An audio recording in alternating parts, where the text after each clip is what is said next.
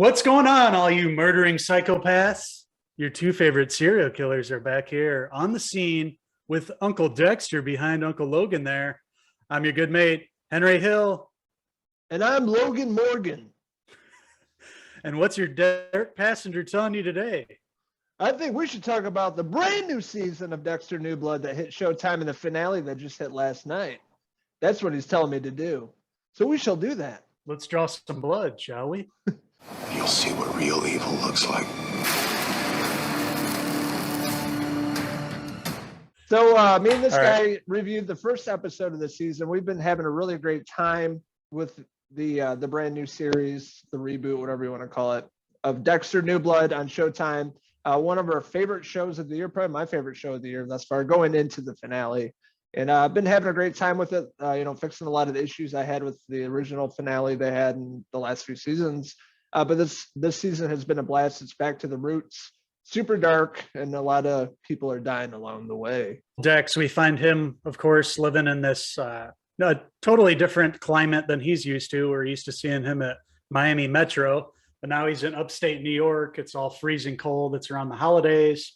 He's living his life in kind of secluded out in this cabin out in the woods. He works at the local, gun and fish and bait store, living an unassuming life, really, leaving his old life behind. He, at the start of this new Dexter New Blood, he hasn't killed in over 10 years. And of course, as the series goes on, he finds somebody that he wants to kill and kills them. And it goes on from there. And this season, we got a really good villain to get us through these 10 episodes and move his story forward. With Clancy Brown showing up, a really great villain this season. Yes. I loved how they took their time and created this great villain for Dexter, because it's always been about that each season, especially with a Trinity killer. The best seasons are when Dexter, meets an equal, killer, and he has to, be very smart because the villains are as smart as him. So it's really like a cat and mouse game between the two, and they played off really well with each other, each serving as a foil for one another, kind of similar backgrounds with their parents and everything. And then, of course, with the issue this season, it's Harrison shows up one day and back in Dexter's life. And slowly as the season unfolds, he figures out it's really his father. It's really Dexter Morgan, not Jim Lindsay. Throughout the season, we get introduced to a lot of characters along the way. Harrison being a big part of the season, his son, teenage son, angsty teenager. We've seen it, we can all relate to. Him looking for his father, coming across Jim Lindsay to find out it's really Dexter Morgan and his true past and what he's been up to and what he's capable of, and then showing young Harrison kind of the family business.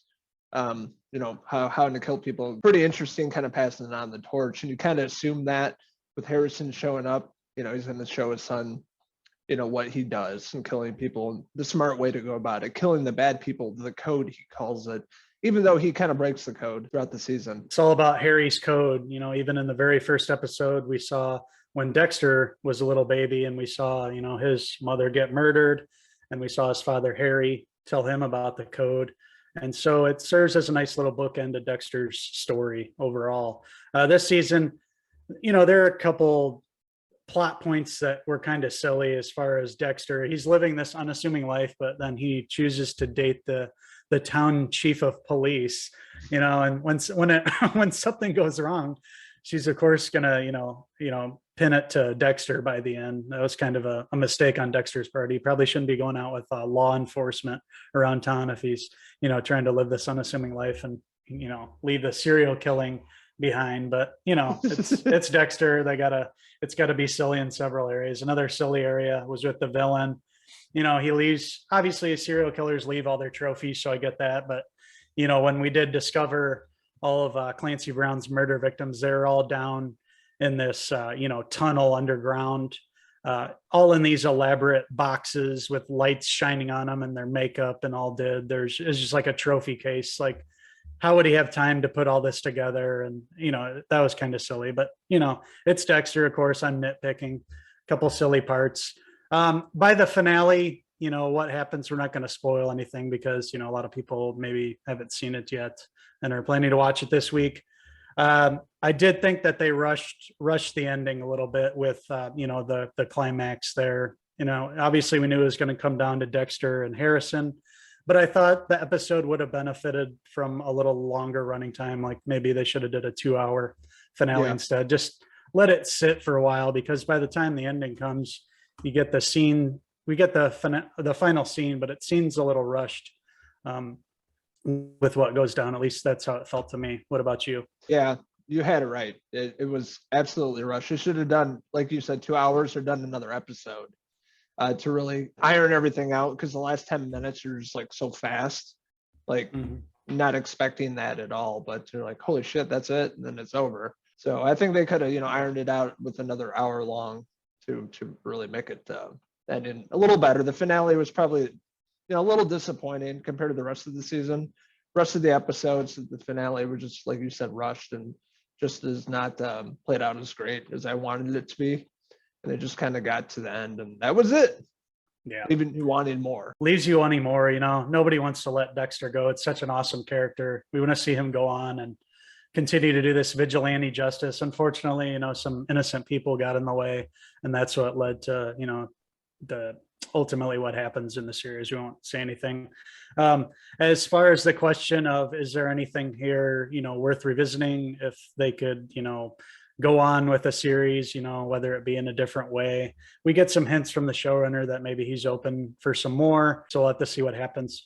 Another thing that we talked about was Jack Alcott and his character playing Harrison. He was a little weak at times. He did a good job for the most part, but just as far as his choices that he made and kind of how it was portrayed in the finale, felt rushed and kind of felt like it wasn't fully, fully fledged out to me. Like it just wasn't as strong as it should have been in the finale. There should have been some more emotion with what ultimately happened between the two. And it just didn't work all the way with me. And if they do continue the series, there might be some new casting, we'll say, that needs to be done. Yeah, we'll say, if there's going to be a series in the future, they should recast the character. I don't know if it was the writing or the actor, but yeah, I didn't buy him at all. I didn't think he had any chemistry with Dexter at all. Like I just didn't feel the relationship, even though it's a broken relationship. He hasn't seen his dad in how many years. So I get that, but it just didn't work for me. I thought he was one of the weakest parts of the show and didn't like what they did with his character either.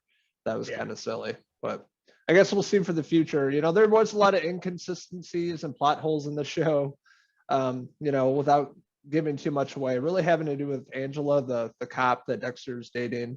She finds out some things that are like a little ridiculous. Like she figures out this huge case that has to do with the original show, but she's working on this other case in her hometown to like 300 people for like 25 years and couldn't figure it out. But somehow figures out all of Miami and the FBI couldn't figure it out. Yeah, she could figure out this huge, serial killer in Miami that people have been looking into forever. I thought that was kind of funny. Things like that. But that's a little too convenient. Yeah, and they also having to do with M99 and then ketamine. In the original, I think it was like M99 and then it was ketamine. So there's inconsistencies with that, trying to find out who the Bay Harbor butcher is. That kind of bothered me, but being too nitpicky. But overall, I thought the series and finale was probably one of the weakest episodes of this season for sure. But overall, as a whole, I really enjoyed it. I love seeing Michael C. Hall return as his character. My favorite serial killer, something menacing, narcissistic about him that he really pulls off. And there's no other person that can play this character. Really impressed with this season, and I'm excited to we'll see what happens in the future. They bring some more Dexter back on Showtime. But with that being said, I had a good time with it. Really great, solid story, really dark atmosphere this season compared to Miami. Very vibrant, city compared to the coldness of New York. Returning characters, a lot of new characters. Overall, had a great time with this, revisiting this, watching this every Sunday, leaving us on a cliffhanger, and they really delivered. So with that being said, I'm going to give Dexter New Blood a 4.5 out of 5 Michael C. Hall hair pieces. I had a great time overall with the show too, for as much as we didn't want to part ways with Dexter, so to say, as far as this series is concerned, with it being talked about being a one and done kind of mini series to wrap up Dexter's story. It was really well crafted throughout the way. And you could tell that the original showrunner was back on board. The writing was better than the later seasons of the old, series. As it went on, it got a little repetitive and they kind of lost track. And with the finale where we left them last time, it was, left a lot to be desired, but they did a good job fixing those things. There were still problems throughout, but I definitely look forward to each and every episode every week. Michael C. Hall, you can't say enough about that guy. He can portray this character like nobody else could. He's Dexter. He'll always be Dexter. It's one of the best characters on TV of all time. And in the finale, they give him some really great scenes to work with. And what he's able to do with that, with trying to keep these secrets while being interrogated, we'll say, is nothing short of spectacular. And sad to see the character go, we'll say, as far as this incarnation. We'll see how they continue this on, if they'll continue this on. The ratings were good. I'd certainly be up to seeing more, even if it won't be the same. With that being said, and, us not liking the finale as much as the other episodes quite as much, I still thoroughly enjoyed the series, and I am giving Dexter New Blood a 4 out of 5 Harrison Morgan hair pieces. How could you, Dan?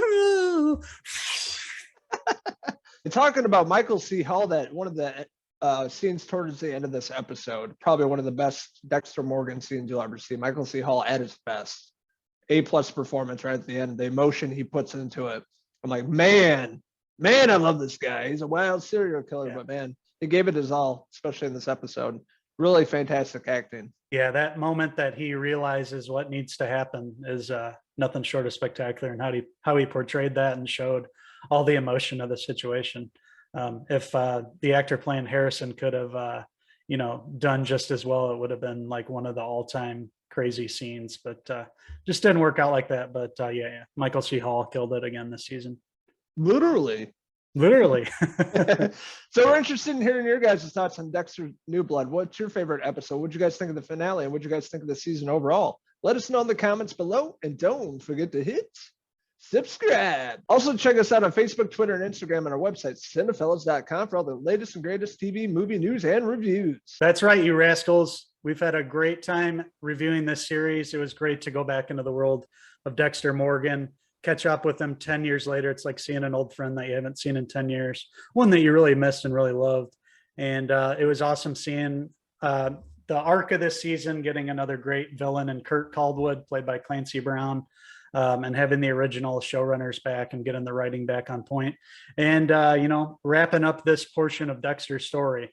And who knows, we may get to catch up with them a little bit farther down the road yet. Well, for this version of Dexter, we are sad to see him go, but it's time to go. And like all good things, this must come to an end too. I've been here with my good mate, Logan Myers.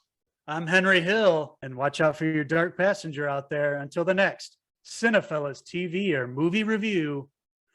Cheers!